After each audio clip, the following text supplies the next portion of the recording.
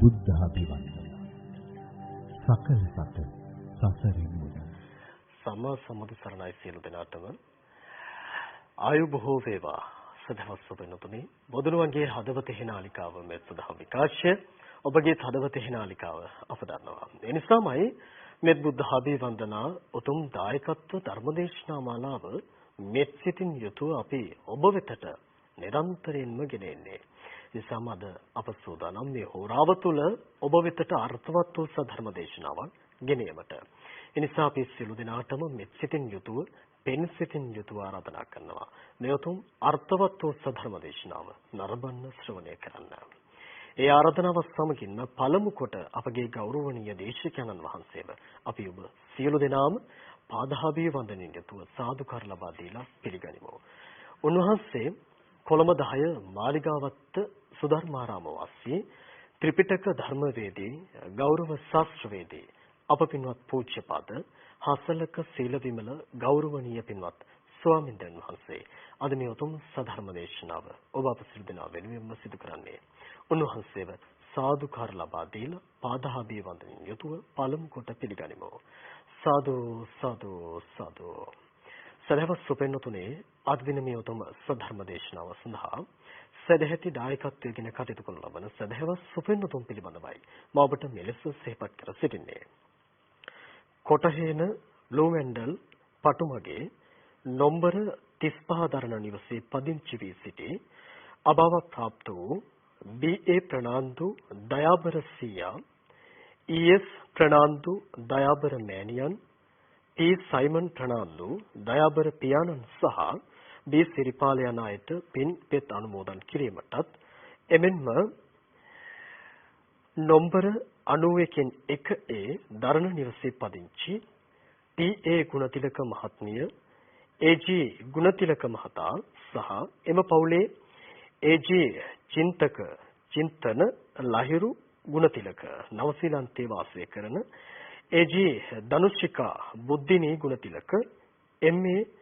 හෂාන් එරංග යන දුවදරුවන් විසිනුයි අද මේ උතුම් සධර්ම දේශනාවට පින් සිතින් යුතුව පින් සිත් ඇතිව මේ උතුම් සධර්ම දේශනාව සඳහා සදැහැති දායකත්වයෙන් කටයුතු කරන්නේ. ඒ දායකත්වයෙන් කටයුතු කරව ඔබ සියලු දෙනාටම ප්‍රධාන දායකත්වයෙන් කටයුතු කරව ඔබ සියලු දෙනාටම නිදුක් නිරෝගී ආශිර්වාදය ලැබේවා. උතුම් චතුරාර්ය සත්‍ය ධර්මාභෝධයම ලැබේවා. එමෙන්ම මේ දාන පාරමිතාවක්ම වේවා මේ උතුම් සධර්ම දේශනාව ඔබගේ සංසාර ගමනේ කුමන හෝ අවස්ථාවක මේ උතුම් සධර්ම දේශනාව දාන පාරමිතාවක්ම වේවායි ප්‍රාර්ථනා කරනවා. ඒ උතුම් ප්‍රාර්ථනාව සමගින් අපි සියලු දෙනාම නැවත වරක් සාදුකාරයක් ලබා දෙමු. සාදු සාදු සාදු. අපි සියලු දෙනාම ආරාධනා කරමු අපගේ ගෞරවනීය පින්වත් ස්වාමීන් වහන්සේට පාදාභි වන්දනින් යුතුව මේ උතුම් සධර්ම දේශනාව ඔබ අප සියලු දෙනා වෙනුවෙන්ම සිදු කිරීම සඳහා අවසරයි අප පින්වත් ස්වාමීන් වහන්සේ.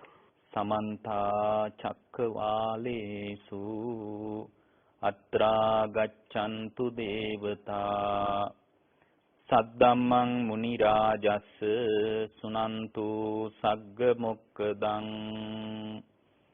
ධම්මස්සවන කාලෝ අයං බදන්තා ධම්මස්සවන කාලෝ අයං බදන්තා ධම්මස්සවන කාලෝ අයං බදන්තා නමෝ තස්ස භගවතු අරහතෝ සම්මා සම්බුද්දස්ස නමෝ තස්ස භගවතු අරහතෝ සම්මා සම්බුද්දස්ස නමෝ තස්ස භගවතු අරහතෝ සම්මා සම්බුද්දස්ස යෝකෝ රාද නිරෝධ ධම්මෝ තත්‍ර තේ ඡන්தோ පහතබ්බෝ රාගෝ පහතබ්බෝ චන්දරාගෝ පහතබ්බෝ තීති. ඒ අපගේ ශාස්ත්‍රු සම්මා සම්බුදුරජාණන් වහන්සේට අප හැම දිනාගේම නමස්කාරේ වේවා. සුපින්වත්නි, අද ඊටාම ශ්‍රද්ධාවෙන් මේ උතුම් ධර්මානුශාසනාව සඳහා දායකත්වයේ ලබන්නේ නුගේගොඩ ගංගොඩවිල පැංගිරිවත්ත පාරේ නම්බර 91න් 1A නිවසේ පදිංචි ටී ගුණතිලක මහත්මිය ඒ වගේම රේජී ගුණතිලක මහත්මයා සහ එම පවුලේ දූදරු ඥාතිවරු හැමදෙනාම මැදිහත් වෙලයි අද දේශනාව සිද්ධ කරන්නේ. ධර්ම දේශනාව අවසානයේ අද දායකත්වයේ දරන අයගේ අරමුණු සිහි කරලා අපි හැමදෙනාම පුණ්‍යානුමෝදනා කරන්න බලාපොරොත්තු වෙනවා. දැන් ධර්ම ශ්‍රවණය කරන්නට කාලය. පින්වත්නි, ලෝකය හැම වෙලාවකම ගැට ගැහිලා තියෙන්නේ පටිච්ච සමුප්පන්නවයි. සත්වයා පුද්ගලයා කියන ස්වභාවය සම්පූර්ණයෙන්ම ගැට ගැහිලා තියෙන්නේ ඒ කියන්නේ පටිච්ච සමුප්පන්න ක්‍රියාවලියක. નિરાයාසයෙන් සිද්ධ වෙන දේවල් ලෝකෙ මොකක්වත් නැහැ. හැම දෙයක්ම හේතු සහිතව තමයි සිද්ධ වෙන්නේ. මේ අත්දකින්න හැම අත්දැකීමක් තුළම හේතු සහිත බවක් තියෙනවා. નિરાයාසයෙන් ඉබේ පහළ වෙච්ච දේවල් බුදුදහමට අනුව නැහැ. සමහර විට බැලූ බැල්මට යාට හේතුවක් පේන්නේ නැති වෙන්න පුළුවන් මේ අත්දකින්න සිද්ධිවල. දැන් උදාහරණයක් විදිහට බොහොම හොඳට ඉන්න සත්පුරුෂව ඉන්න කාටවත් හිරිහැරයක් නොකර ඉන්න කාගේවත් හිතක් රිද්දන්නේ නැති කාටවත් වචන මාත්‍රයකින්වත් හානියක් වෙනවට කැමැත්තක් නැති කෙනෙක් ඉන්න පුළුවන්.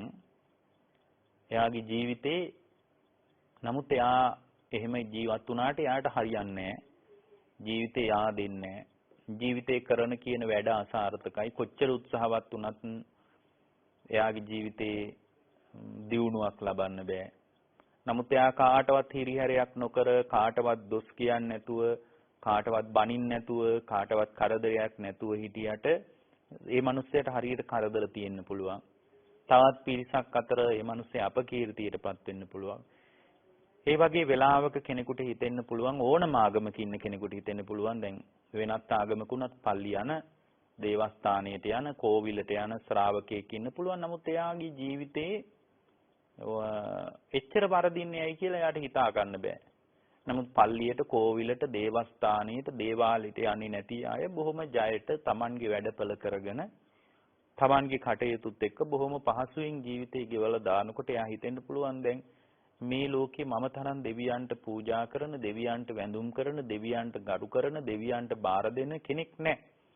හැබැයි මටම නෙමේ කරදර කියලා. වෙන විශේෂම දේ තමයි ඒ පරිබාහිර ලෝකයේ අයගේ ඒ චින්තනයේට ඒ ඇත්තන්න විකල්පයක් නැහැ. ඒගොල්ලන්ට වෙන විසඳුමක් නැහැ. ඒ වෙන ක්‍රියාවලිය දිහා බලන විදිහ ගැන ඒ අයට තේරෙන්නේ නැහැ. ඒගොල්ලන්ට අදහසක් නැහැ මේ මට මොකක්ද උනේ කියලා. ඒගොල්ලන්ට ධර්මයකින් හිතලා බලන්න බෑ දැන්. සියල්ල ਸਰව බලධාරී දෙවියන් නම් කරන්නේ මම මෙච්චර දෙවියන්ට වත්පිළිවෙත් කරගෙන දෙවියන්ට ගරු බුහුමන් කරගෙන දෙවියෝ මගේ ජීවිතය තුළම ජීවිතේ එක කොටසක් කරගෙන ඉතියි මට වරදින්නේ කියනකොට ඒගොල්ලන්ට විසඳුමක් නැහැ. හැබැයි අපිට එහෙම නෙමෙයි පින්වත්නි.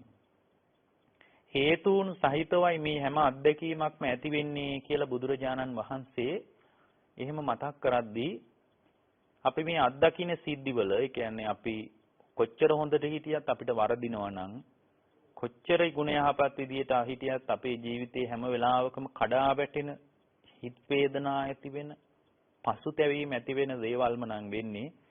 ඒ වෙනකොට පින්වත්නි බුදුරජාණන් වහන්සේ සාංශාරිකව පවා වැරදිච්ච තැන් ගැන අපිට මතක් කරනවා.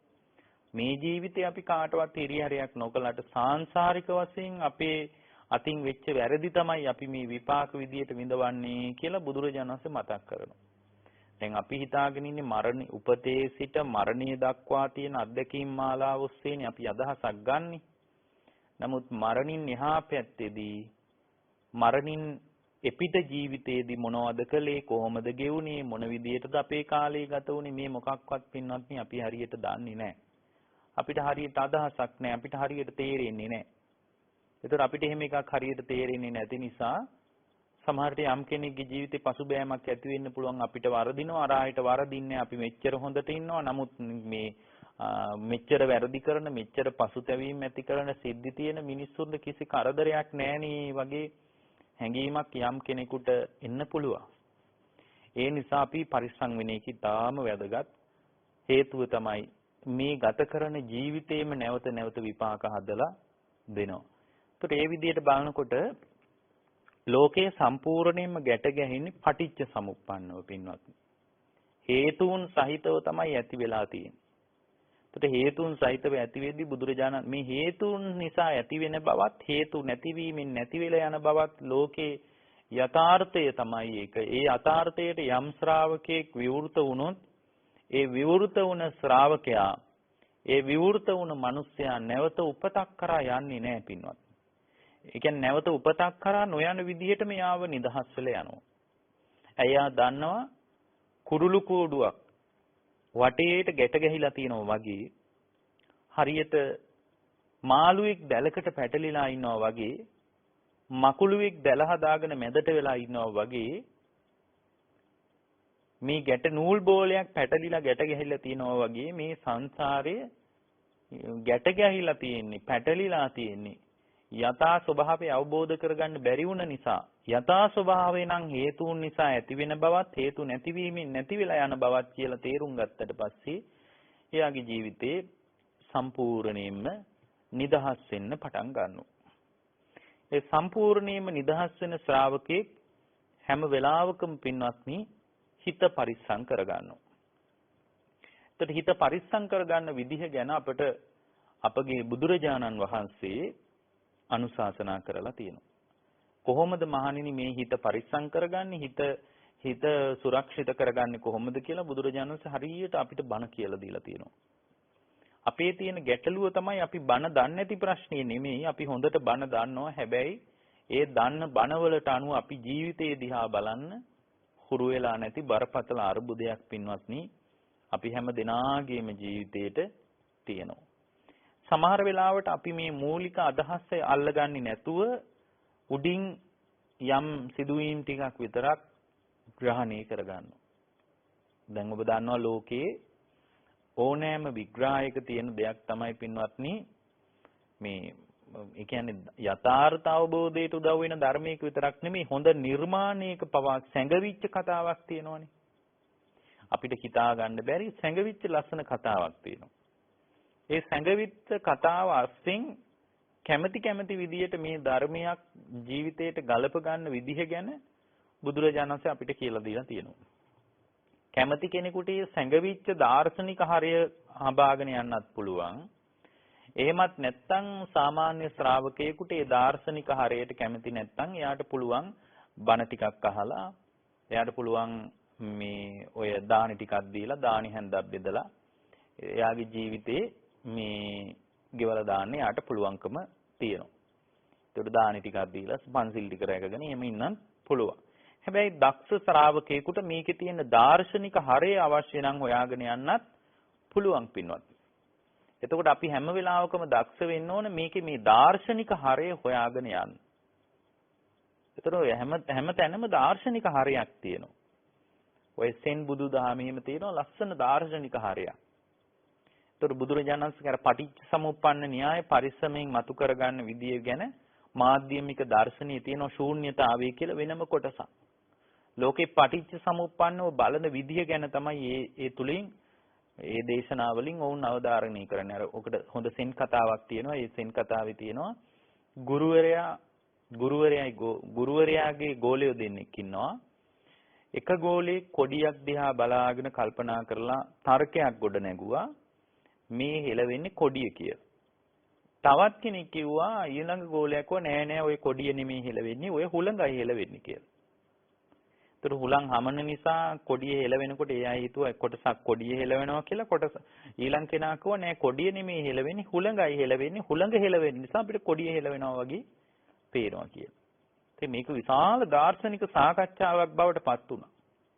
හේතු සහිතව කොඩිය හෙලවෙන කෙනා කොඩිය හෙලවෙන්න අදාළ හේතු කිව්වා. හේතු සහිතව හුළඟ හෙලවෙනවා කියපු කෙනා ඒකට අදාළ හේතු ටික කිව්වා.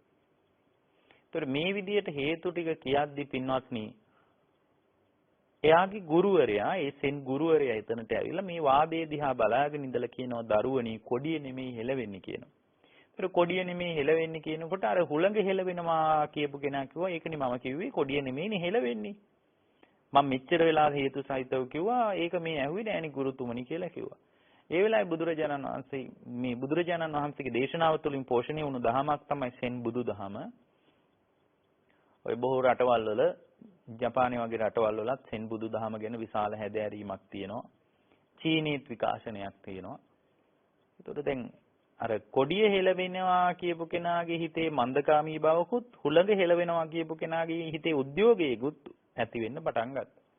ඒ වෙලාවේ අර ගුරුතුමා කියනවා නෑ දරුවනේ හුළඟත් නෙමෙයි හෙලවෙන්නේ. දැන් බලන්න කොඩියත් නෙමෙයි හුළඟත් නෙමෙයි හෙලවෙන්නේ කියනවා. දැන් හුළං හමනකොට කොඩිය හෙලවෙනවා තමයි.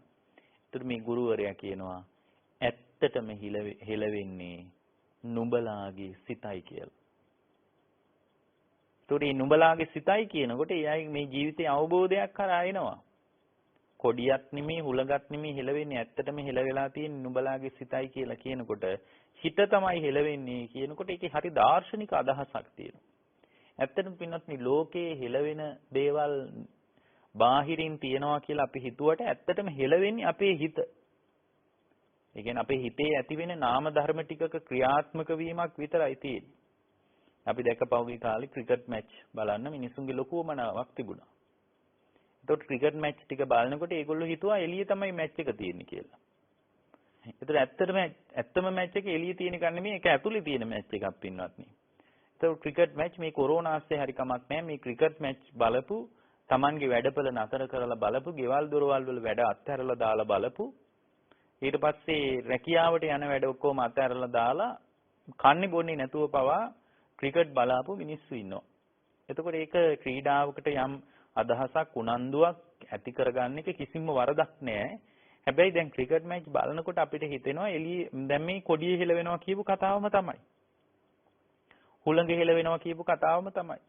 ඉතින් බැලූ බැල්මට ක්‍රිකට් ගහන පිරිසක් ඉන්නවා, කණ්ඩායම් දෙකක් ඉන්නවා, කොටසක් බෝල් කරනවා, කොටසක් මේ පිට්ටා කරගෙන ගහනවා, ඔය අතර රකින්නවා, ඔය අතර මේ විශාල ක්‍රියාවලියක් මැච් එක පිට්ටනියක තියෙනවානේ මැච් එකක් වෙලාවට. එතකොට ඒ දිහා බැලුවට පස්සේ ඇත්තටම මේ ක්‍රිකට් මැච් එක එළියේ තියෙන කන්නේ කියලා හිතුණාට වෙලා තියෙන ඇතුලේ ප්‍රශ්නයක් නේ පින්වත්නි. ඇතුලේ ප්‍රශ්නයක් කියන්නේ ඔන්න දැන් ක්‍රිකට් මැච් එක බලාගෙන ඉන්නකොට ඔන්න යාගේ චක්කු විඥානය පහළ වුණා. ඒතර බලාගෙන ඉන්නකොට ඔන්න චක්කු විඥානය අහනවා, අගෙන ඉන්නකොට සෝත විඥානය පහළ වෙනවා, මනෝ විඥානය ආදී විඥානස්කන්ධය පහළ වෙනවා. ඒක ඇති උනේ කොහෙද? ඒක තමන්ගේ අස්සේ ඇති උනේ පින්වත්නි. ඒක බාහිර ලෝකයේ ඇති වෙච්ච දෙයක් නෙමෙයි. ඒක ඇති උනේ තමන්ගේ ඇස්සේ වුණ ක්‍රිකට් මැච් බලපු අයගේ හිතේ තමයි ඇති උනේ. චක්කු විඥානය, සෝත විඥානය, මනෝ විඥානය ආදී විඥානස්කන්ධය පහළ වුණා. ඒ විඥානස්කන්ධය පහළ වෙනකොටම පින්වත්නි එයාගේ ජීවිතේ විඥානස්කන්ධය පහළ වෙනකොටම එයා ඒ ක්‍රිකට් මැච් එක ඇස්සේ තියෙන දේවල් අඳුනගත්තා. මෙයා තමයි දැන් මේ බෝල් කරන්නේ. මෙයා තමයි බෝලෙට ගහන්නේ. මේ අය තමයි රකින්නේ. මේ කණ්ඩායමේ නම මේක. මේ අය ගහපු ලකුණු ප්‍රමාණය මෙච්චරයි. මෙයා කලින් ගහලා තියෙන ලකුණු ප්‍රමාණය මෙච්චරයි. අතීතයටත් හඳුනා ගන්නවා. කලින් මෙයා මෙන්න මෙහෙම ක්‍රීඩකයෙක්. දැන් ඔහොම ගැහුවට. දැන් මේ විදියට ක්‍රීඩා කරන එකේ මෙයා තමයි ක්‍රීඩාව ගොඩ ගන්න ඉන්නේ. හේතුව තමයි මෙයා තමයි අතීතයේ කණ්ඩායම ගොඩ ගත්තේ. ඒතර අතීතයටත් සංඥාව ගැන අදහසක් ගන්න ඕන බලන්න හඳුනගත්තා. සංඥා ස්කන්ධය පහ. ඒක ඇති උනේ කොහෙද? ඒකත් ඇති උනේ තමන්ගේ ඇතුලේ. ඊට පස්සේ පින්වත්නි ඔන්න වේදනා ස්කන්ධයක් පහළ වෙනවා. මොකද්ද? ඒ ක්‍රීඩාව නිසා දිනනකොට සැප වේදනාවකුත්, පර්ධිනකොට දුක් වේදනාවකුත් ඇති වුණා. එතකොට දිනුම් පෙරදුම ආස්සේ සැප දුක් වේදනා ආස්සේ රාගානුසයයි, පටිඝානුසයයි වැඩෙන්න පටන් ගත්ත වේදනා ස්කන්ධයක් පහළ වුණේ. වේදනා ස්කන්ධය පහළ වුණේ කොහෙද? පිට්ටනියද නෑ පින්වත්නි, හිතේ පහළ වුණේ. ඊට පස්සේ හඳුනා ගන්නකොට ඊට අනුව ඒ හඳුනා ගැනීම වලට අනුව ඒ විඳීම් වලට අනුව හිතේ චිත්ත චෛතසික ධර්ම ටිකක් පහළ වුණා. සංඛාර ස්කන්ධයක් පහළ වුණා. ඊට අනුව රූප ධර්මයන්ගේ වෙනස්කමුත් ඇති වුණා. බැලු බැලමට ඒ රූප ධර්මයන් වෙනස්කම් ඇති වෙන්නත් පුළුවන් නේ. දිනුවාට පස්සේ හරි උද්‍යෝගයක්. පරදිනකොට ඉතින් කඩා වැටීමක්, මූණ පුලුටු වෙලා යන ගතියක්, දාඩිය දාන ගතියක්, අනේ දැන් මොනවා වෙයිද කියලා හිතෙන කම්පාවක්. ඉතින් මේ විදිහට බැලුවාට පස්සේ පින්වත්නි ඇත්තටම මේ බාහිර ප්‍රශ්නයක් විදිහට අපි ඒ දිහා බලාගෙන හිටියට ඇත්තටම වෙලා තියෙන ඇත්තම සිද්ධිය තමයි පින්වත්නි මේ වෙලා තියෙන්නේ තමන්ගේ ඇතුලේ ප්‍රශ්නයක්. දැන් දැක්ක නේද අර කියපු කතාව කොච්චර දාර්ශනික හරයක් තිබ්බද? ගුරුවරයා ගිහින් කියනවා නෑ කොඩිය නෙමෙයි හෙලවෙන්නේ, හුලඟක් නෙමෙයි හෙලවෙන්නේ, නුඹලාගේ හිතයි හෙලවෙන්නේ කියපු එකයි තාම ගැඹුරු දාර්ශනික කතාවක්. ඕනනම් පොඩි ළමයෙකුට වගේ කෙනෙකුට පොඩි ළමයෙක් කියලා කියන්නේ මෝරපු නැති චින්තනයක් තියෙන, මෝරපු නැති ප්‍රඥාවක් තියෙන කෙනෙකුට ඕක දිහා බලලා නිකන් උඩ අදහස ගන්නත් පුළුවන් පින්වත්නි. ඒකයි කිසි වරදක් නැහැ. ඇත්තටම ලස්සන කතාවක් නේ ඉතින්. ගුරුවරයාගේ ගෝලියෝ දෙන්න අතර සාකච්ඡාවක් ඇති වෙනවා. ගුරුවරයාට හිස නමනවා. ගුරුවරයා කියන එකට අහුම්කම් දෙනවා. ඊට පස්සේ ගුරු ගෞරවය වගේ දෙයක් අල්ලන්න පුළුවන්. ඊට පස්සේ දැන් Taman කොයිතරම් තර්ක කරත් ගුරුවරයාගේ වචනේට අවනත වුණා නේද කියලා එහෙම පිටින් අල්ලන්න පුළුවන් පොඩි පොඩි අදහස්. හැබැයි ඇත්තටම වෙලා තියෙන්නේ මොකද්ද? ඇත්තටම වෙලා තියෙන ඊට වඩා ගැඹුරු දාර්ශනික හරධර්මයක් සහිත විශාල දහම් කතාවක් කියලා තියෙනවා. අර බලන්න මේ මම කිව්වේ හොඳ නිර්මාණයක පවා හැංගිච්ච ලස්සන කතාවක් තියෙන්න පුළුවන්. ඒතර ඇත්තම හැංගිච්ච කතාව අපි එළියට ගන්න ඕන. බුදුරජාණන් වහන්සේගේ ධර්මයේ කියන්නේ හැංගිච්ච කතාවක් තියෙනවා. අපිට තේරුනේ නැති කතාවක් තියෙනවා. සාමාන්‍ය කෙනෙකුට ආව නොවුණු කතාවක් උන්වහන්සේ අපිට කියලා දුන්නා. පරිස්සමට කියලා දුන්නා. නිකන් කියලා දුන්නා නෙමෙයි පරිස්සමට කියලා දුන්නා. ඒ කියලා දීපු කතාව අපි හොඳට අහගන්න ඕන පින්වත්නි. ඒ කතාව කියන්නේ කතාන්දර ටිකක් නෙමෙයි. ඒ බුදුරජාණන් වහන්සේ හොයාගත්ත රහස් කතාව, හැංගිලා ගිය කතාව, වැලි තලාවට වැහිලා ගිය කතාව, කාටවත් හම්බ වුණේ නැති ඒ රහස බුදුරජාණන් වහන්සේ හොයාගත්තා. හොයාගන්න උන්වහන්සේ විවිධ දුෂ්කර ජීවිතයන් වලට එළඹිලා අප්‍රමාණව දුක් විඳමින් පීඩා විඳමින් වෙහෙසටපත් වෙමින් තමයි උන්වහන්සේ ඒ සත්‍ය හොයාගත්තේ. එතකොට මේ සංගීච්ඡ කතාව උන්වහන්සේ එක එක විදියට නානා පරයයන් විවිධ විදියට සාමාන්‍ය ශ්‍රාවකයෙකුට තේරෙන විදියට ඒක කියලා දුන්නා. ඒ කියලා දෙනකොට සමහර අය නිවුණා. සමහර අය උඩ කතාව විතරක් අල්ලගත්තා. සමහර අය ඒකෙන් Tamanට අදාළ වෙන විදියට ආගමික මුහුණුවරක් හදාගත්තා. සමහර අය ඒක Tamanගේ ජීවිතේ අඩුපාඩු අහගන්න පාවිච්චි කළා. සමහර අය ලාභ සත්කාර වෙනුවෙන් ඒක විකුණුවා. සමහර අය ලාභ සත්කාර අපේක්ෂාවෙන් ඒක Tamanගේ ජීවිතයට එකතු කරගත්තා. ඒ එකතු කරගත්ත රහස නිසා ලාභ සත්කාර ලැබෙන්න පටන් ගත්තා. ලාභ සත්කාර නිසාම සමහර අය ජීවිතේ කඩා වැටුණා. පිරිහිලා ගියා. සමහර අය ඒ රහස විකුණුවා. බුදුරජාණන් වහන්සේගේ හිතේ උපන්නේ සුන්දර රහස් කතාව, යටිපෙළේ කතාව විකුණලා දැම්මා. ඒක හොඳ මිලක් සහිතව විකුණන්න පුළුවන් බව තේරුම් ගත්ත අය හොඳ ලන්සුතිය තියා විකුණුවා. ඒක තමයි උනේ. බොහෝම සුළු පිරිසක් ඒ රහස් පණිවිඩය හිත රැකගෙන සුරක්ෂිත වෙලා පටිච්ච සමුප්පන්නව ලෝකයේ දිහා බලන ඒ සුන්දර පණිවිඩය Tamanගේ ජීවිතය තුලින් අත්දැක්කා. ඒ ජීවිතය තුලින් අත්දැකපු අය නිවිලා ගියා. මම කියන්නේ උඩු කතාන්දර අල්ලනවට වඩා යටිපෙළේ තියෙන දාර්ශනික හරයට ආදරය කරන හේතුන් නිසා ඇතිවෙන බවත් හේතු නැතිවීමෙන් නැති වී යන බවත් මුල් කරගෙන Tamanගේ මේ මුලාවෙන් ගැලවිලා යන විදිය, මායාවෙන් ගැලවිලා යන විදිය බුදුරජාණන් වහන්සේ අපිට දේශනා කරපු නිසා හැමදාමත් උන්වහන්සේට ගරු කරන්න පින්වත්නි. උන්වහන්සේට ගරු කරන්න ඕන අපේ අම්මා තාත්තා කියන නිසාවත්, පරම්පරාවෙන් කියන නිසාවත්, එහෙමත් නැත්නම් අපි මොනවා හරි හේතු තියෙන්න පුළුවන්නේ. සමහරට අපේ ආගමික ශාස්ත්‍රවරයා, අපේ ගුරුවරයා, අපේ පාරම්පරික අපි බෞද්ධයෝ නිසා අපි බුදුහාමුදුරුවෝ මේ මොකක්වත් නිසා නෙමෙයි. මේ සුන්දර හේතු නිසා ඇති වෙන බවත් හේතු නැතිවීමෙන් සම්පූර්ණයෙන්ම නිදහස් වෙන්න පුළුවන් කියන කතාවත් නිසා තමයි අපි බුදුරජාණන් වහන්සේට වඩාත් කිට්ටු වෙන්න අවශ්‍ය වෙන්නේ. උන්වහන්සේට අද ඉඳලා ගරු කරන්න මේ සුන්දර පණිවිඩය කියා දුන්නට. ඒතර සුන්දර පණිවිඩයක් කියා දුන්නට ගරු කරන ශ්‍රාවකයෙක් වෙන්න නම් මේ සුන්දර පණිවිඩය දැනගන්න ඕන. ඒතර මේ පණිවිඩය තුලින් මේ හේතුඵලවාදීව ලෝකයේ දිහා බලන, Taman දිහා බලන ශ්‍රාවකයෙක් වෙන්න. එතකොට සත්පුද්ගල භාවයේ කැඩිලා විනාශ වෙලා ඔබේ ජීවිතෙන් අයින් වෙන්න පටන් ගන්නවා. දැන් අද ඔබට මේ දේශනා කරන දේශනාව බොහොම ගැඹුරුයි, පැය ගාණක් විස්තර කරන්න පුළුවන්. මම බොහොම සරලව අදහසක් කියන්නම්. පින්වත්නි, බුදුරජාණන් වහන්සේ ළඟට ওই රාද කියලා අලුතින් මහාන වෙච්ච හාමුදුරු කෙනෙක් ආවා. ඒතකොට උන්වහන්සේ බුදුරජාණන් වහන්සේ ළඟට ඇවිල්ලා මේක තියෙන රාද සංයුක්තයේ සංයුක්ත නිකායේ තියෙනවා නිරෝධ ධම්ම සූත්‍රය කියලා. මොකක්ද මේ දේශනාවේ නම? නිරෝධ ධම්ම සූත්‍රය. ඒ කාලේ අපගේ බුදුරජාණන් වහන්සේ වැඩ සිටියේ සවැත් නුවර ජේතවනාරාමයේ. සවැත් නුවර ජේතවනාරාමයේ බුදුරජාණන් වහන්සේ වැඩ ඉන්නකොට බුදුරජාණන් වහන්සේ ළඟට මේ රාද කියන හාමුදුරුවෝ ආවා. තරුණයි මේ භික්ෂුව. බොහෝම සිව්මෙලි භික්ෂුන් වහන්සේ නමක්. ධර්මයේ ගැන ඊටාම පළල් අවබෝධයක්, ගැඹුරු විග්‍රහයක්, දාර්ශනික හරයක්, දාර්ශනික කතාබහක් ඒ භික්ෂුව දන්නේ නැහැ. ඒ භික්ෂුවගේ ජීවිතේම හරවත් ධර්ම පරියායකට විවෘත වෙලා නැහැ. මොකද ධර්මයේ තුල අලුත උපන් කෙනෙක්, පොඩි වසු පැටියෙක් වගේ. මව්වැස්සියගේ රැකවරණය හොඳට නොලැබුණොත් මැරිලා යන්නත් පුළුවන්. භාග්‍යවතුන් වහන්සේ නම් වූ බුදුරජාණන් වහන්සේගේ ධර්මයේ නම් වූ සුන්දර ඒ කිරිමවගේ ධර්මයේ රැකවරණය නොලැබුණොත් අලුත පැවිදි වුණ ශ්‍රාවකයා වෙච්ච ඒ රාද කියන ස්වාමින් වහන්සේ මැරෙන්න පුළුවන්. රාද කියන හාමුදුරුව මැරෙන්න පුළුවන් කියනකොට මේ උන්වහන්සේගේ ස්කන්ධ ශරීරය විනාශ වෙනවා කියන එක නෙමෙයි මම කියන්නේ, ඊට වඩා ගැඹුරු අදහසකින්. එතකොට මේ රාද හාමුදුරුව සවැත් නුවර ජේතවනාරාමයේ වැඩ ඉදි බුදුරජාණන් වහන්සේ ළඟට ආවා.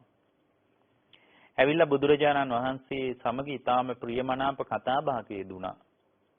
අලුතෙන් පැවිදි ජීවිතයට ආපු රාද හාමුදුරුව ගැන බුදුරජාණන් වහන්සේගේ හිතේ අනුකම්පාවක් උපන්නා. මේ තරුණ භික්ෂුව උනන්දුයි නේද ධර්මයට? මේ තරුණ භික්ෂුව ධර්මයේ හැසිරෙනව නේද කියලා ඇහුවා. අහනකොට බුදුරජාණන් වහන්සේට මේ භික්ෂුව කියනවා, ස්වාමීනි භාග්‍යවතුන් වහන්සේ, මම කෙලෙස් තවන වීරියෙන් ඉන්න කෙනෙක්. මම වීරිය අතහැරලා දාලා නැහැ. මගේ හිතේ ලොකු වීරියක් තියෙනවා ස්වාමීනි.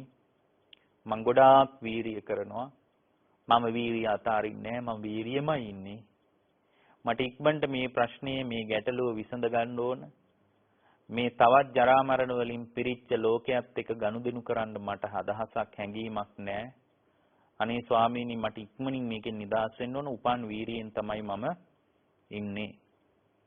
ඒ වගේම ස්වාමීන් වහන්සේ හරි ලස්සන එකක් කියනවා. ඒ වගේම ස්වාමීනි මම දහමට දිවි පුදාගෙන ඉන්නේ. ඒක හරිම ලස්සනයි. ධර්මයට ජීවිතේ පූජා කරගෙන ඉන්නේ. ජීවිතේ ගියත් ධර්මයේ අත්හරින්නේ. දැන් බලන්න එහෙම පුළුවන්ද අපිට? මොකද උන්වහන්සේ කියන්නේ මම ජීවිතේ ගියත් ධර්මයේ අත්හරින්නේ. ජීවිතේ යනවා නම් ජීවිතේ ගියපු ආවේ. එතකොට ජීවිතේ හමාර වෙනවා නම් ජීවිතේ හමාර වුණා. හැබැයි මේ ධර්මයේ නම් මම අත්හරින්නේ. මේ ධර්මයේ තුලමයි මම ඉන්නේ. එතකොට ධර්මයට ජීවිතේ පුදාගෙන ඉන්නවා, කෙලෙස් තවන වීරියෙන් ඉන්නවා.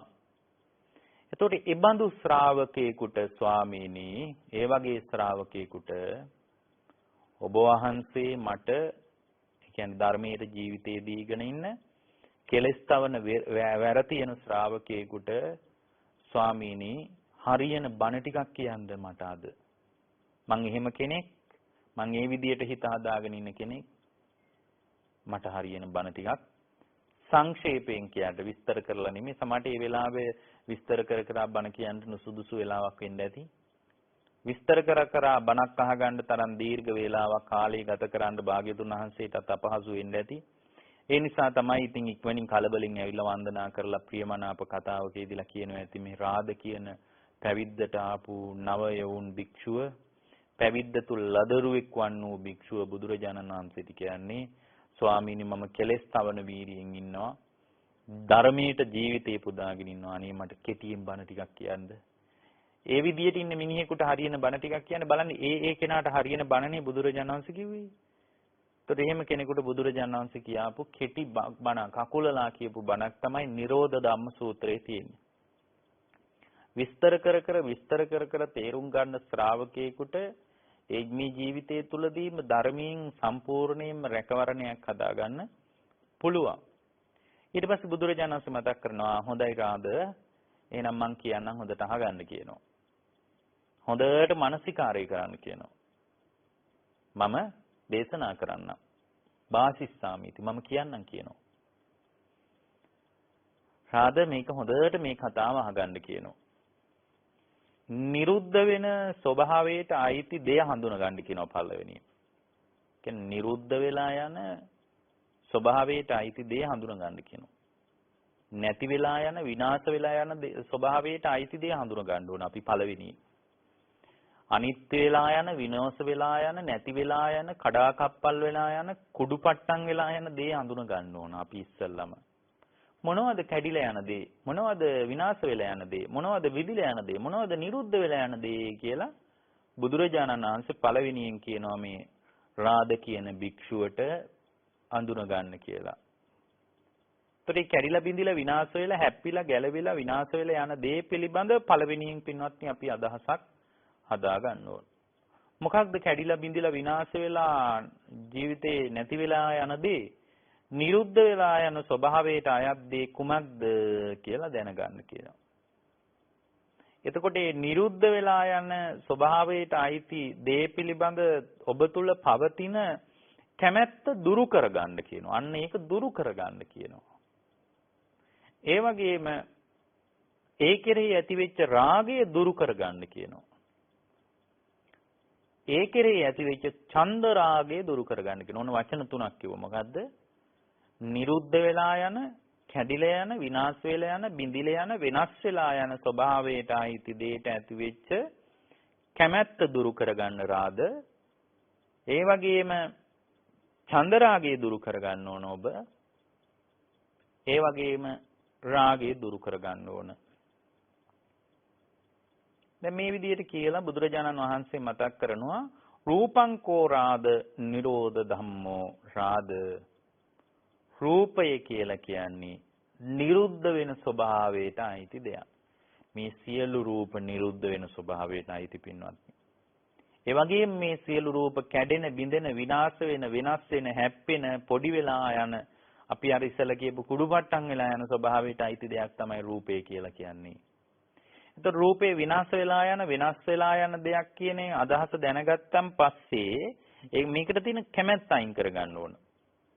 ඒතර අවබෝධ කරගත යුත්තේ රූපයයි පින්වත්නි. ඒක අවබෝධ කරගන්නවා කියලා වෙන මොකක්වත් අවබෝධ කරන්න නෑ. රූපේ පිළිබඳ යථා අවබෝධයටපත් වෙනකොට යාවනි කෙලස් වෙන්න පටන් ගන්නවා. කෙලස් ටික ගැලවෙන්න පටන් ගන්නවා. ඒතර බලන්න මේ කාරණා ගැන තමයි අවබෝධ කරගන්න තියෙන්නේ.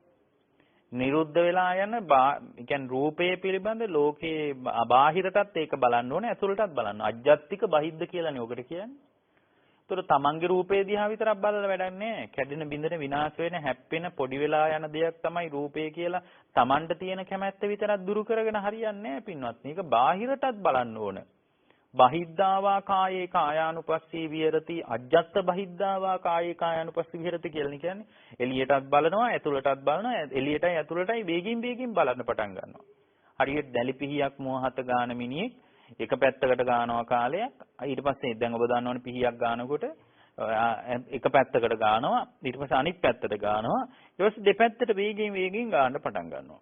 දැන් ඔබ දන්නවා අර මුවහත හිටින වෙලාවට අන්තිම වෙලාවේ මේ දෙපැත්තට එකපාර වේගෙන් ගන්නව නේද? ඇයි මේ දෙපැත්තට පින්වත්නි වේගෙන් ගන්න? මේ දෙපැත්තට වේගෙන් ගන්නකොට විතර්ක වලට ඉඩක් නැහැ. එතකොට අජ්ජත්තික වශයෙන් උත් බලනවා, බහිද්ධ වශයෙන් උත් බලනවා, අජ්ජත් බහිද්ධාවා කායිකය. දෙපැත්තට බලනවා ඉක්මනට. ඇතුළට බලන්නේ ඇයි? ඇතුළට බලන්නේ Tamanගේ සත්වපුද්ගල ස්වභාවයක් නැති බව රූපේ අඳුන ගන්නයි. රූපේ සත්වපුද්ගල භාවයක් නැහැ. සත්වපුද්ගල භාවයක් මගේ වසඟේ තියාගන්න පුළුවන් කියලා තණ්හා මාන දිට්ඨි වශයෙන් මම අල්ලගෙන හිටියට මේකේ මේ අල්ල ගන්න මොකක්වත් දෙයක් නැහැ. මේක කැඩිලා බිඳිලා විනාශ වෙලා නැති වෙලා යන දෙයක් නැති වෙලා යන දෙයකට අයිති දෙයක් මේ රූපය කියලා අඳුන ගන්නට තමයි Taman දිහා බලන්නේ. ඒතර Taman දිහා බලලා එළියටත් බලනවා. ඇයි එළියට බලන්නේ? ඇයි එළිය රූප වලටත් තියෙනවනේ කැමැත්තක්. එළිය රූප වලට බලද්දී මුලින් පින්වත්නි මේ සවිඥානික දේවල් දිහා බලන්න. අවිඥානික දේවල් දිහා, රත්තරන් බඩු දිහා, ගෙදර දිහා, ඉඩකඩම් දිහා, සල්ලි දිහා, බැංකු පොත දිහා, අල්මාරිය දිහා බලන්න එපා. බහිද්ධාවා කායිකය. බහිද්ධාවා කායිකයන් පස්සේ විරති වෙන බාහිර කයවල් දිහා තමයි බලන්නේ. දරුවෝ දිහා බලන්න, බිරිඳ දිහා බලන්න, ස්වාමියා දිහා බලන්න, අම්මා තාත්තා දිහා බලන්න, පෙම්වතිය දිහා බලන්න, පෙම්වතා දිහා බලන්න, යාළුවෝ දිහා බලන්න, ඥාතිවරු දිහා බලන්න. ඒ බලනකොට පින්වත්නි තේරෙනවා බාහිර සත්වපුද්ගල භාවයක් නැහැ, කැඩිලා බිඳිලා විනාශ වෙලා නිරෝධ වෙලා යන ස්වභාවයට අයිති දෙයක් රූපය කියලා එළියටත් බලනකොට තේරෙනවා. ඒතර බහිද්දාවා එළියට බලනවා, අජ්ජත්තික වශයෙන් ඇතුළට බලනවා, ඔය දෙකම බලනවා. හේතුව තමයි දෙකම බලන්නේ වේගින් ඇයි? ඇතුළට විතරක් බල ඉන්නකොට ඇතුලේ සත්වපුද්ගල ස්වභාවයක් නැහැ කියලා තේරෙනවා. නමුත් එළියේ සත්වපුද්ගල ස්වභාවය වැඩෙනවා. මම කියලා ඇතුලේ එකක් නැහැ කියලා යම් තාක් තේරෙනවා. නමුත් එළියේ දරුවා කියලා තුරුල් කරගන්නවා. අනේ මගේ ආදරය කියලා තුරුල් කරගන්නවා. මගේ ඥාතිවරු කියලා තුරුල් කරගන්නවා. අම්මා කියලා තුරුල් කරගන්නවා. හේතුව තමයි යාගේ අර ආධ්‍යාත්මික වශයෙන් සත්වපුද්ගල ස්වභාවයක් නැති බව යම්තාක් සංවේදී වෙලා තියෙනවා. බාහිරට වැඩිලා නැහැ. අජ්ජත් බහිද්දාවා කියේ දැන් බාහිරට විතරක් බැලුවොත් වෙන්නේ ඇතුළට බලන. ඒතර බාහිර සත්වපුද්ගල ස්වභාවයක් නැහැ කියලා තේරෙනවා. නමුත් මම කියන සංඥාව වැඩිගෙන එනවා. දෙපැත්තටම බලනවා. කොහොමද බලන්නේ? රූපේ දිහා බලනවා. බලන්න බුදුරජාණන් වහන්සේ එහෙම බලලා උන්වහන්සේ මතක් කරනවා රූපයේ පිළිබඳ ඔබ තුල පවතින කැමැත්ත පහ කරගන්න පළවෙනි. ඒතකොට කැමැත්ත පහ වෙන්න නම් යථාර්ථවාදීව බලන්න ඕනනේ. ඊට පස්සේ රාගය දුරු කරගන්න කියනවා. රූපයේ කෙරෙහි ඇතිවෙච්ච රාගය දුරු කරගන්න කියනවා. ඒ වගේම තමයි මේ බලවත් වශයෙන් හිතේ ඇතිවෙච්ච කැමැත්ත බලවත් විදියට ගොඩ නැගිට ඒ බලවත් කැමැත්ත ඔස්සේ ගොඩ නැගෙන රාගය දුරු කරගන්න කියනවා. චන්ද රාගයත් දුරු කරගන්න කියනවා. එතකොට මේ රූපයේ පිළිබඳ කැමැත්තත් රාගයත් චන්ද රාගයත් දුරු කරගන්නේ නැතුව කෙලෙස් තවන වීරියෙන් දහමට ජීවිතේ පූජා කරගෙන හිටියත් වැඩක් නැහැ කියන එකනේ මේ කියන්නේ. අයි රාධාරෝ ඇවිල්ලා කියනවනේ මම දහමට ජීවිතේ පූජා කරගෙන කෙලෙස් තවන විරිය තියාගෙන ඉන්නේ මට හරියන බණක් කියන්න කියලා නේ කිව්වේ. එතකොට උන්වහන්සේ කියනවා ආ මේ දෙක හොඳයි. ඒ දෙකේ විදියටම රාද තියාගන්න. ඒත් එක්කම රාද ඔබ තුල මේ නිරුද්ධ වෙන ස්වභාවයට අයත් දෙය මොකද්ද කියලා අඳුන ගන්න. වසඟිය තියාගන්න බැරි දේ මොකද්ද කියලා, වෙනස් වෙන දේ මොකද්ද කියලා, වැය වෙන දේ මොකද්ද කියලා, විනාශ වෙන දේ, අනිත්‍ය වෙලා යන දේ මොකද්ද කියලා අඳුන ගන්න. අඳුනගෙන ඒ කෙරේ ඇති වෙන කැමැත්තත්, රාගයත්, චන්ද රාගයත් දුරු කර ගන්න. ත්‍රොණ රූපය පිළිබඳ එයා ජීවිතේ යම් අදහසක් ඇති කරගන්නවා. එතකොට පින්වත්නි මේ රූපේ යථාබෝධයට යම් ශ්‍රාවකයෙක් කෙනෙකුට එයා සෝතාපන්න වෙනවා. සෝතාපන්න වීම පඨවි ස්වභාවයත් එක්කයි බැඳලා තියෙන්නේ. පඨවි ස්වභාවය පිළිබඳ අවබෝධය හදාගන්න කෙනා කායानुපස්සනාව ඔස්සේ අවබෝධය හදාගන්න පහසුයි. පඨවි ස්වභාවයෙන් පවතින කායानुපස්සනාව හොඳින් ජීවිතේ පුහුණු කරගන්නකොට එයා සෝතාපන්න වෙනවා. සෝතාපන්න වෙන්නේ ඊට පහසු ක්‍රමයක්. එතකොට ඔන්න එයාගේ ජීවිතය යථාර්ථයට විවෘත වෙනවා නම් ආයේ මේ පරිබාහිර ලෝකයේ දැනුම විශ්වය පෘථුවිය ග්‍රහලෝක තාරකා ඊට පස්සේ මේ න්‍යෂ්ටිකාවී මේ විදිහට ලෝකේ තියෙන විවිධ පරාසය දැනුම් පරාසයන් තියෙනවානේ. මේ දැනුම් පරාසයන් පිළිබඳව නෙමෙයි අවබෝධය හදාගන්න ඕන. මේ Taman තුල ඒ බඹයක් පමණ වූ කලෙබරය තුලයි අවබෝධය තියෙන්නේ පින්වත්නි. කර්ම විශේෂ තුලවත් නෙමෙයි අවබෝධය තියෙන්නේ. ලෝක විශේෂ තුලවත් නෙමෙයි. එර්ධි විශේෂ තුලක් නෙමෙයි. ධ්‍යාන විශේෂ තුලක් නෙමෙයි. ඊට පස්සේ පින්වත්නි පරමාණු තුලක් නෙමෙයි. මේ ලෝකයේ ඇතිවෙච්ච මේ භෞතික ක්‍රියාවලිය දිහා බලලා භෞතිකව වෙනස් කර ගැනීම දිහා බලලා භෞතික දියුණුව දිහා බලලා මේ දියුණුව ඔස්සේ ගොඩනගාගත්ත දැනුම ඔස්සේත් නෙමෙයි අවබෝධය තියෙන්නේ. බඹයක් පමණ වූ ශරීරය තුලයි අවබෝධය තියෙන්නේ. එතකොට අවබෝධ කරගත යුතු දේ මම ළඟ තියාගෙන ලෝකයට අතවනන්න එපා. ලෝකයට අතවනන එක ධර්මයක නෙමෙයි. තමන්ව අවුස්සලා තමන්ව කලබගෙන තමන්ව විනාශ කරගන්න එක තමයි ධර්මයේ තියෙන. තමන් විනාශ කරගන්නවා කියන්නේ මේ සියදි විනාශා ගන්න එක, වහ ටිකක් බොන එක, ලිඳකට පයින් එක ඒවා නෙමෙයි පින්වත්නි. ඊට වඩා ඊටාම ගැඹුරින් තමන්ව ඉවර කරගන්න වැඩපිළිවෙලක් තමන්ට තියෙන්න ඕන. ඊට පස්සේ උන්වහන්සේ මතක් කරනවා මේ රාද ඊළඟට අහගන්න කියනවා මේ නිරුද්ධ වෙලා යන ස්වභාවයට අයිති දෙයක් කියනවා වේදනාව. ඒතකොට වේදනාව පිළිබඳව තියෙන කැමැත්ත දුරු කරගන්න කියනවා. වේදනාව පිළිබඳව ඇති වෙන රාගය දුරු කරන්න කියනවා. වේදනාව පිළිබඳව තියෙන චන්ද රාගය දුරු කරන්න කියනවා. ඒක තමයි කෙලෙස් තවන වෙර තියෙන දහමට දිවි පුදාගෙන ඉන්න ශ්‍රාවකයෙක් ඊළඟට කරන්න ඕන දේ කියනවා. මොකද්ද කරන්න ඕන? විඳීම් පිළිබඳ විඳීම් තුනයිනේ සුඛ දුක්ඛ උපේක්ෂා. සැප වේදනා විඳීම්, දුක් වේදනා විඳීම්, සැප දුක් රහිත වේදනා. ඒතර මේ තුන තුලම පින්වත්නි Tamanගේ අභ්‍යන්තරයේ අනුසය ධර්මයක් වැඩෙනවා. අපි අර නිතර බණවලට ඒක කියනවානේ මේක කියන්නේ නිතර නිතර කියන්නේ මේක තමයි අවබෝධ කරගන්න තියෙන්නේ. අපි දන්නේ නැති වුණාට අපි නොහිතුවාට පින්වත්නි අපේ අභ්‍යන්තරය තුළ අනුසය ධර්ම වැඩෙනවා. මේ අනුසය ධර්ම වැඩෙනකොට ඒ අනුසය ධර්ම ස්වභාවය අපිට තේරෙන්නේ නැහැ ධර්මයෙන් බැලුවේ නැත්තම්. දැන් සැප විඳිනකොට අපිට හිතෙනවද සැප වේදනාව තුළ රාගය අනුසයක් විදියට වැඩෙනවා කියලා අපිට තේරෙන්නේ නැහැ. දුක් වේදනාවක් විඳිනකොට විඳවා යනකොට අපිට තේරෙන්නේ නැහැ පින්වත්නි හිතේ අනුසය ධර්මයක් වැඩෙනවා කියලා. පටිඝය කියන අනුසය වැඩෙනවා කියලා අපි දන්නේ නැහැ පින්වත්නි.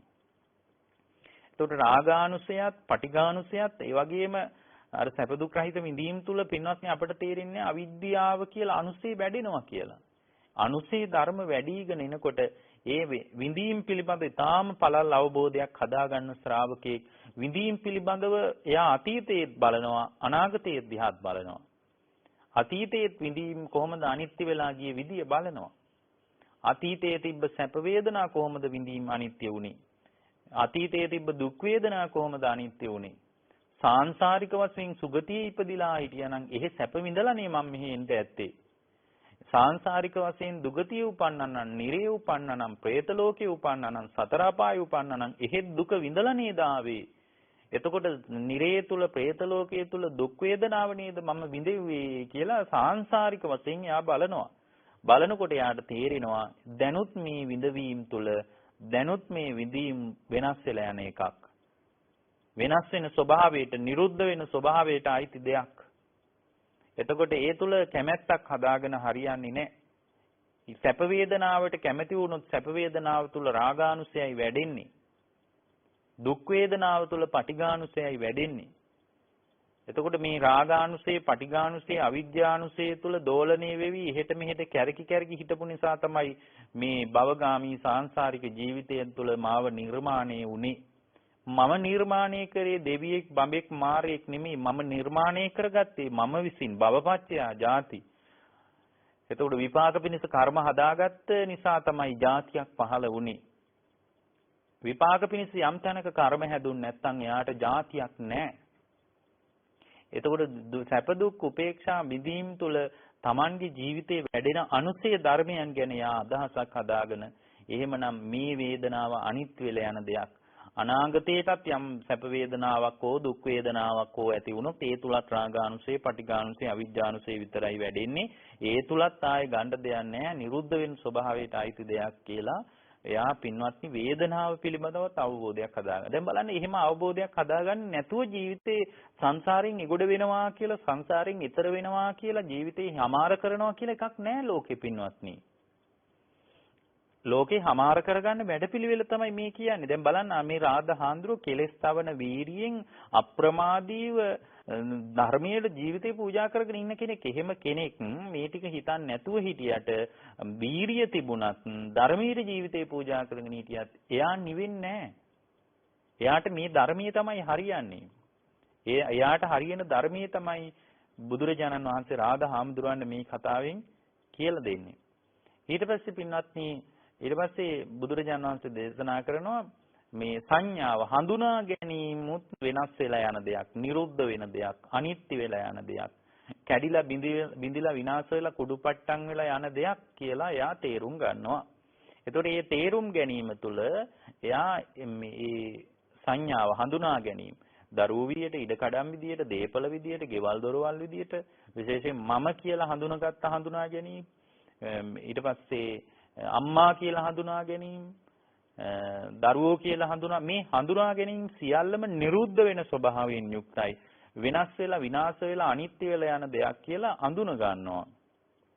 සංඥාව තුලත් එයා මේ විදිහ අවබෝධයක් හදා ගන්නවා. එතකොට සංඥාව තුලත් එහෙම අවබෝධයක් හදාගෙන එයා සංඥාව කෙරෙහි Tamanගේ කැමැත්තක්, රාගයක්, චන්දරාගයක් හදාගන්නේ නැහැ කියනවා. ඒ නිසා රාද මතක තියාගන්න කියනවා නිරුද්ධ වෙන ස්වභාවයට ආйти සංඥාව කෙරෙහි කැමැත්තක්, රාගයක්, චන්දරාගයක් හදාගන්නේ නැතුව ඉන්න, ඒක දුරු කරලා ඉන්න කියලා උන්වහන්සේ මතක් කරනවා. ඊට පස්සේ බුදුරජාණන් වහන්සේ මතක් කරනවා සංස්කාර.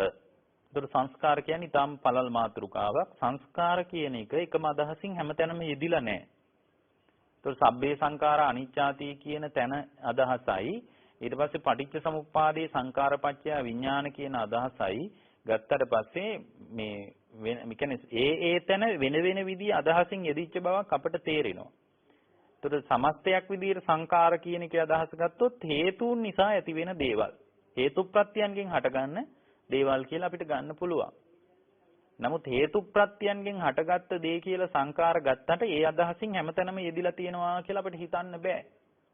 සංකාර කියන තැන්වල ඒ තැනට අදාළව වෙන වෙන විදිහට යෙදිච්ච බවක් තේරෙනවා. නමුත් දැන් මෙතන අපි අදහස ගමු හේතුන් නිසා හටගත් දේවල් නිරුද්ධ වෙන ස්වභාවයට අයිති දෙයක්. විනාශ වෙන අනිත්‍ය වෙලා යන කැඩිලා බිඳිලා විනාශ වෙලා යන දේ ලෝකයට අයිති දෙයක් විදිහට දකින්න දක්ෂ වෙන්න ඕන පින්වත්නි. එතකොට එහෙම දකින්නකොට තමයි එයා ඒ සංස්කාරයේ කෙරෙහි විශේෂ බැඳීමක් කැමැත්තක් රාගයක් ඡන්ද රාගයක් හදාගන්න නැතුව ඉන්නවා. එතකොට සංස්කාරයක පින වෙන්න පුඤ්ඤාභි සංකාර පුඤ්ඤාභි පින කෙරෙහි කුසලයේ කෙරෙහි එයාගේ විශේෂ ඡන්ද රාගයක් කැමැත්තක් හදාගන්න නැතුව ඉන්නවා. අපුඤ්ඤාභි සංකාර දැන් සමහර ධර්මයේ ජීවිතේ පුදාගෙන ඉන්න කෙනෙක් කෙලෙස් තවන වීරියෙන් උත්සාහයෙන් වීරියෙන් ඉන්න ශ්‍රාවකයෙක් පින්වත්නි සමහරට එයාගේ ජීවිතේ අපුඤ්ඤාභි සංකාර පවට බැහැගත්ත බවක් පවට නැඹුරු වෙච්ච බවක් අකුසලයට බැහැගත්ත බවක් නැති වෙන්න පුළුවන්. නමුත් එයාගේ ජීවිතේ අර පිනට බැහැගත්ත බවක් පුණ්‍ය සංස්කාරයට කැමති වෙච්ච බවක් තියෙන්න පුළුවන්.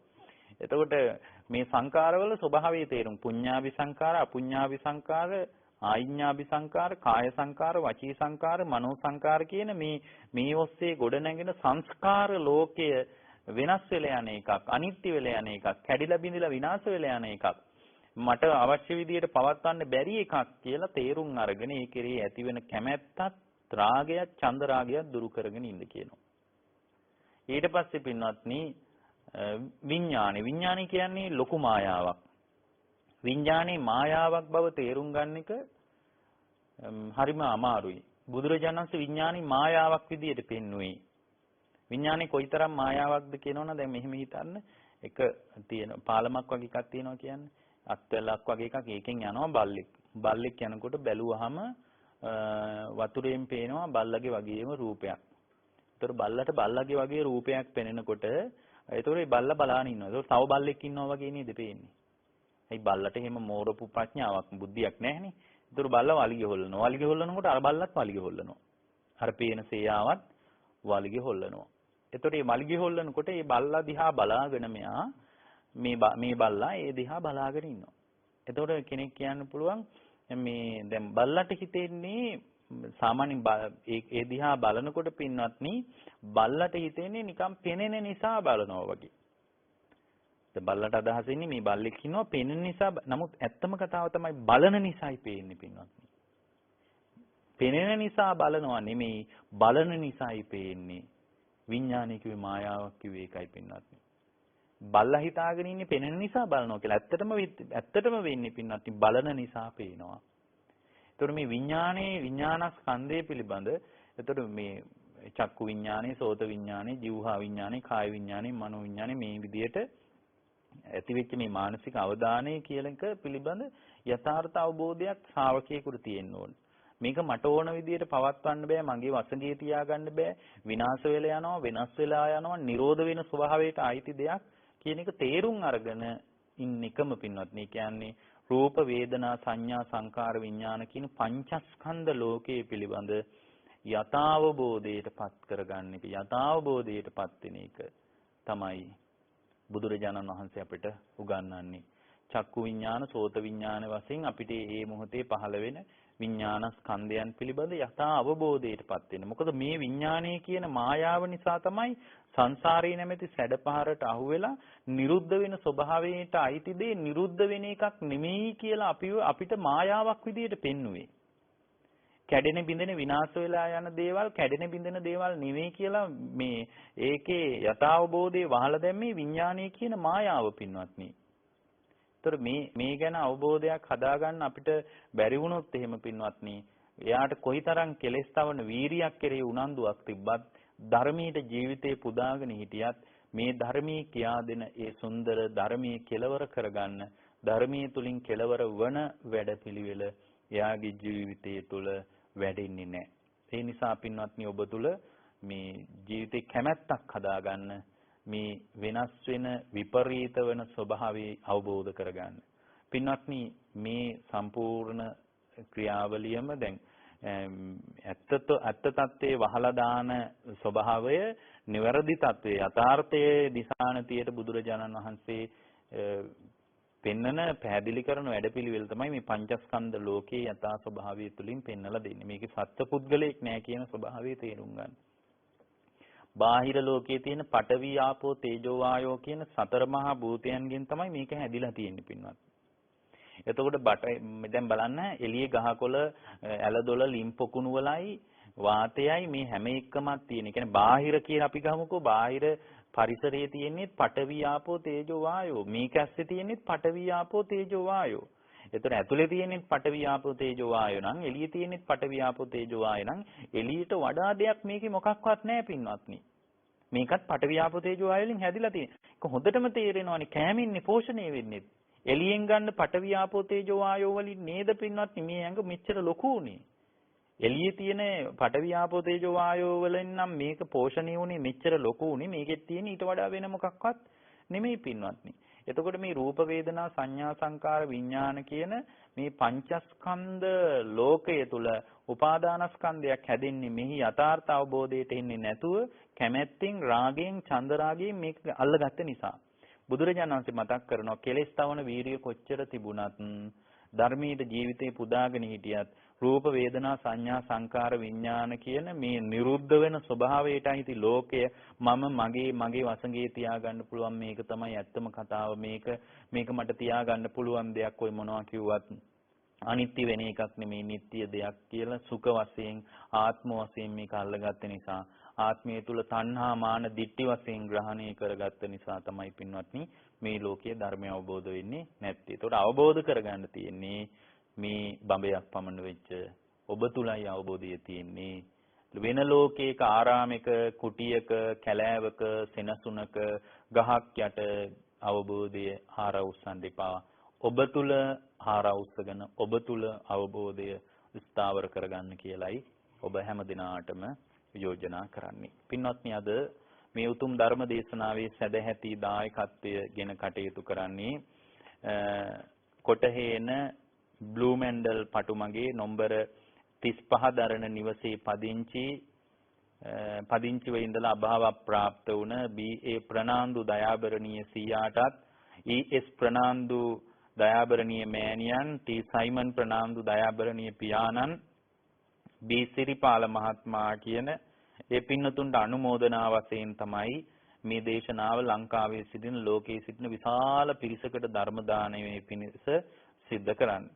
ඒත් සැදැහැති දායකත්වයෙන් කටයුතු කරන්නේ නුගේගොඩ ගංගොඩවිල පැංගිරිවත්ත පාරේ නම්බර 91 A නිවසේ පදිංචි ටී.ඒ. ගුණතිලක මහත්මිය ඒ වගේම ඒ.ජී. ගුණතිලක මහත්මයා සහ එම පවුලේ දෝ දරු පිරිස විශේෂයෙන්ම ඒ.ජී. චින්තන ලහිරු ගුණතිලක මහත්මයා නවසීලන්තේ වාසය කරන බොහොම සත්පුරුෂ මහත්මියක්. එතුමාත් ඒ.ජී. ධනුෂිකා බුද්ධිනී ගුණතිලක දියණිය එම්.ඒ. හෂාන් එරංග පුතා ඇතුළු දෝදරු පිරිස ඥාතිවරු මැදිහත් වෙලා දායකත්වයේ දරන්නේ. ඒ ඇත්තන්ගේ නමින් මියගිය සියලු ඥාතීන්ට මේ පින් උපකාර වේවා. සංසාරික ජීවිතයේ සුවපත් වේවා. ඒ භවගාමී ආයති භවයන් වඩා සුගතිගාමී කරගන්න මේ පින් උපකාර වේවා. ඒ හැම දිනාටම ජාති ආදී දුකෙන් නිදහස්ව ලබන සසර ගමනේ කෙලවර උතුම් නිවන් පිණිසම මේ පින් බලවත් වේවා කියලා අපි ප්‍රාර්ථනා කරමු. දායකත්වයේ දරපු ගුණතිලක මහත්මියටත් ගුණතිලක මහත්මයාටත් ඒ වගේම චින්තන ලහිරු ගුණතිලක මහත්මයාට ඒ වගේම ධනුෂිකා බුද්ධිනී ගුණතිලක හෂාන් එරංග කියන දරුවන් හැම දිනාටමත් පවුලේ සියලු දෙනාටමත් ආශිර්වාද කරනවා. ධර්ම දානමේ පින තුලින් මෙලෝ පරලෝ දෙලෝ සැනසෙල්ල වේවා. කය මනස සුවපත් වේවා. නිදුක් වේවා. නිරෝගී වේවා. දිගාසිරි සැලසේවා. මේ ගෞතම බුදුසසුනේදී හැම දිනාටම මේ පංචස්කන්ධ ලෝකයේ පිළිබඳ යථාබෝධයටපත් වූ උතුම් නිවන් පිණිසම මේ ධර්ම දාණය බලවත් වේවා කියලා දායකත්වයේ දරපු පින්නතුන්ට අපි අනුමෝදන් කරනවා. ඒ වගේම මේ උතුම් කුසල් බලයෙන් මියගිය සියලු ඥාතීන් ප්‍රදානව සංසාරික සියලු ඥාතීන්ටත් සීල ස්වරණ ගිලන් භික්ෂු මධ්‍යස්ථාන නිර්මාතෘවර නම කියන්න අවසරයි පින්වත් ගලිගමුවේ ඥානදීප ස්වාමීන් වහන්සේ ප්‍රදාන සීල ස්වාමීන් වහන්සේටත් ධර්ම ශ්‍රවණයට ධර්ම දාණයට සම්බන්ධ වෙච්ච දේශකයන් වහන්සේ වූ අපටත් ඒ වගේම ශ්‍රවණය කරන ලංකාවාසී ලෝකවාසී හැම දිනාටමත් ඊටාම ඉක්මනින් චතුරාර්ය සත්‍ය ධර්මයේම අවබෝධ කරගන්නට මේ උතුම් වූ කුසලානිසංසයන් බලවත් වේවා හැම දිනාටම උතුම් නිවන් පිණිස මේ දේශනාමය කුසල් උපකාර වේවා කියන අදිෂ්ඨානය ගුණතිලක පවුලේ පින්වත් පිරිස පැංගිරිවත්ත පාර ගංගොඩවිල නුගේගොඩ ප්‍රදේශයේ ඉඳලා මේ දේශනාවට දායකත්වයේ දරන පින්තුන් බලාපොරොත්තු වෙනවා. ඒ හැම දිනාටමත් සියලු දෙවියන්ටත් මියගිය සියලු ඥාතීන්ටත් ධර්ම ශ්‍රවණය කරපු සියලු දෙනාටමත් උතුම් චතුරාර්ය සත්‍ය අවබෝධ වේවා. ගෞතම බුදු සසුනේ නිවී සැනසේවා කියන අදිෂ්ඨානයෙන් දේශනාව නිමා කරනවා. හැම දිනාටම තෙරුවන් සරණයි. සියලු දෙනාටම නිදුක් නිරෝගී ආශිර්වාද ලැබේවා. උතුම් චතුරාර්ය සත්‍ය ධර්ම අවබෝධයම ඔබ මෙලෙස ශ්‍රවණය කරව මේ උතුම් සධර්ම දේශනාව තුළින් ලැබේවායි ප්‍රාර්ථනා කරමින් සදහවත් බෞද්ධ සුපෙන්තුනේ අද මේ උතුම් සධර්ම දේශනාව නිර්පුන් ශ්‍රවණය කරව ඔබ සියලු දෙනාටම ආශිර්වාද ලෙස ප්‍රාර්ථනා කරමින් ඔබ වෙනුවෙන්ම අද මේ උතුම් සධර්ම දේශනාව නිසි ධර්මාභෝධිකෙන් යුතුව සිදු කරව අපගේ ගෞරවනීය පින්වත් ස්වාමීන් වහන්සේ වන කොළඹ 10 මාලිගාවත්ත සුධර්මාරාම වාසී ත්‍රිපිටක ධර්මවේදී ගෞරව ශාස්ත්‍රවේදී අප පින්වත් පූජ්‍යපාද හසලක සීලවිමල ගෞරවනීය පින්වත් ස්වාමීන් වහන්සේට අපි සියලු දෙනාම සාදුකාර ලබා දීලා ප්‍රාර්ථනා කරමු වහන්සේට මේ සම්බුදු සසුන බබලවන්නට එමෙන්ම තව තවත් මෙලෙසම චතුර ලෙස සද්ධර්ම දේශනාවල් සිදු කරන්නට ඔබ අප සියලු දෙනාම සාදුකාර ලබා දීලා අපි උන්වහන්සේට ආශිර්වාද කරමු. සාදු සාදු සාදු. සදහවත් සුපෙන්වතුනි මේ උතුම් සධර්ම දේශනාව මේ මොහොතේ මේ හෝරාව තුළ නර්බු ලංකාවාසී ලෝකවාසී ඔබ සියලු දෙනාටමත් දායකත්වයෙන් ගෙන කටයුතු කරව. ඔබ සියලු දෙනාටමත් උතුම් චතුරාර්ය සත්‍ය ධර්ම අවබෝධය ලැබේවායි ආශිර්වාදයක්ම වේවායි ප්‍රාර්ථනාවක් සමගින් අවසරයි අදට සමුගන්නට මේ උතුම් සධර්ම දේශනාව නිමා කරමින් මේ ලෙසම තවත් අර්ථවත් වූ වටිනා වූ සධර්ම දේශනාවක් ඔබ වෙත ගෙනීමේ බලාපොරොත්තු ඔබට දෙමින් සියලු දෙනාටම සම්මා සම්බුදු සරණයි.